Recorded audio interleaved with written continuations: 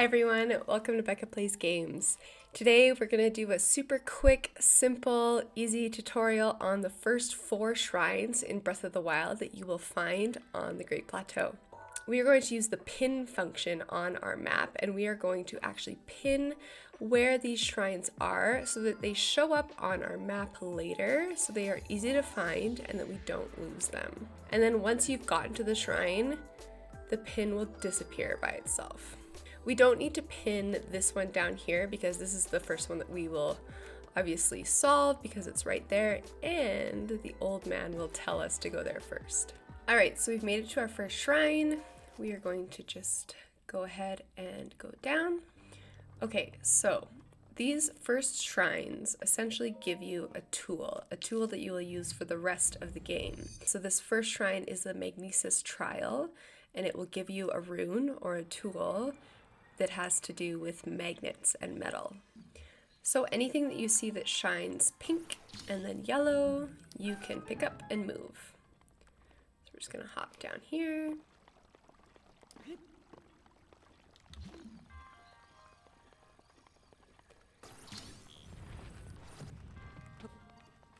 And don't be afraid of the bad guys. You have what it takes to fight them.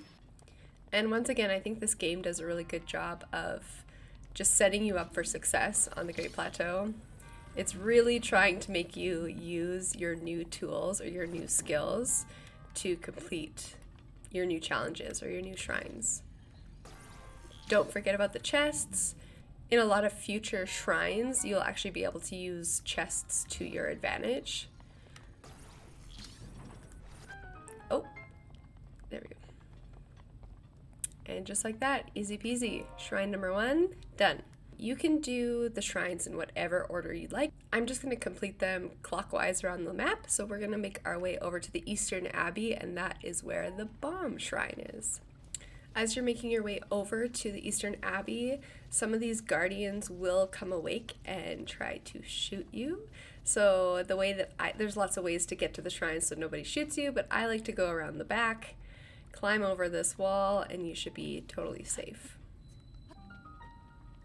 The bomb rune, or tool, trial, whatever you want to call it. Alright, so I think I'm definitely not alone when I say that the bombs are my favorite rune. They're just so versatile, and I wish that I had used them more when I first started the game. But I mean, that just comes with starting something new and getting practice. But they are definitely so useful with enemies, with puzzles, with destroying rocks, anything. Alright, so as you come around the corner, you're going to see that there's a lot going on. You can see that there's a chest over there. We're going to get that after, so we're going to destroy this one first. Now, you'll see this throughout the game, this kind of little design. It is meant for bombs, and it's meant for the circle bombs. So we're just gonna let it shoot over there, and bam. So now I could skip the chest and I could climb the ladder and go right and get my spirit orb, but we're gonna complete the shrine. This little ball is just showing you that you can be passed back and forth. A bomb, an item, or Link. So we're just going to be shot over there. Here we go. Whoop. Perfect.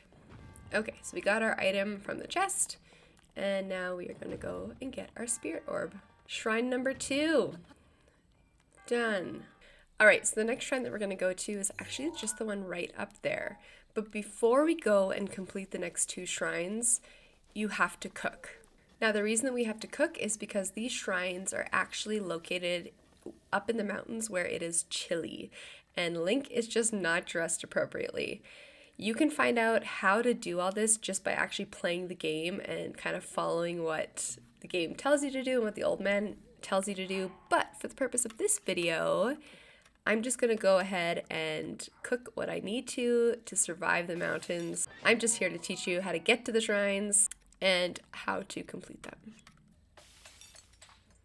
Okay, so the way that I like to get to this 3rd shrine is actually if you go out the back of the Temple of Time and you start to climb this little mountain area. I find that with Link's limited stamina at the beginning of the game, This is kind of the easiest and quickest way to get up high where you need to go without running out of stamina and falling to your death. So now it is too chilly. Good thing I cooked up some spicy fish.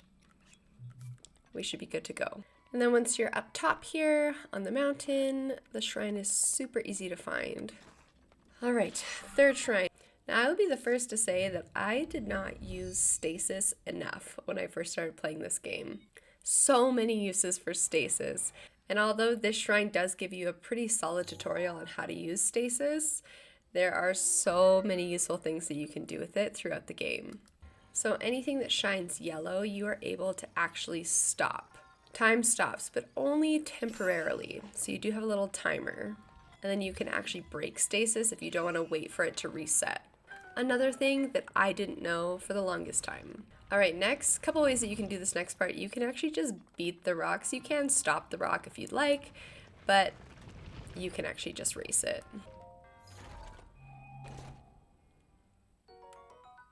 Definitely go and pick up this axe. You're gonna need it.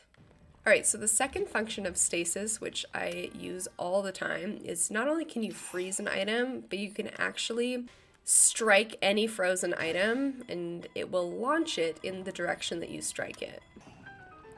The harder that you strike it, the farther that it will go. Number 3, check. All right, so we're gonna check our map. We're just gonna kind of come back where we came from and we're gonna make our way to our last shrine.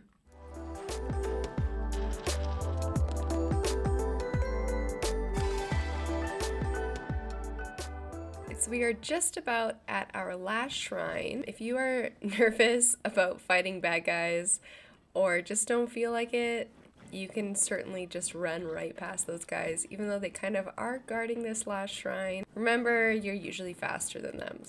All right, last one, here we go. The Cryonis trial. I say Cryonis. I've heard it said a couple different ways, but it makes the most sense to me as Cryonis. So this one has everything to do with water. I feel like I've said this for every single shrine, but when I got this rune, when I first started playing the game, I just did not really know how to use it. I didn't understand that it could be super, super useful throughout the game. So Cryonis is a water tool, and it can be used on super shallow water like this, super deep water, any water that you see. It can be used to push up objects. It can be used to hop across bodies of water.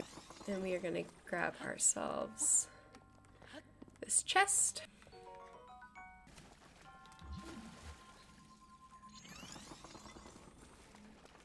So we'll just lift up this ramp. And there you have it. The Cryonis Shrine, done. Alright everyone, that's all from me today. Thanks so much for watching. I hope this helped you with your beginning journey of Breath of the Wild.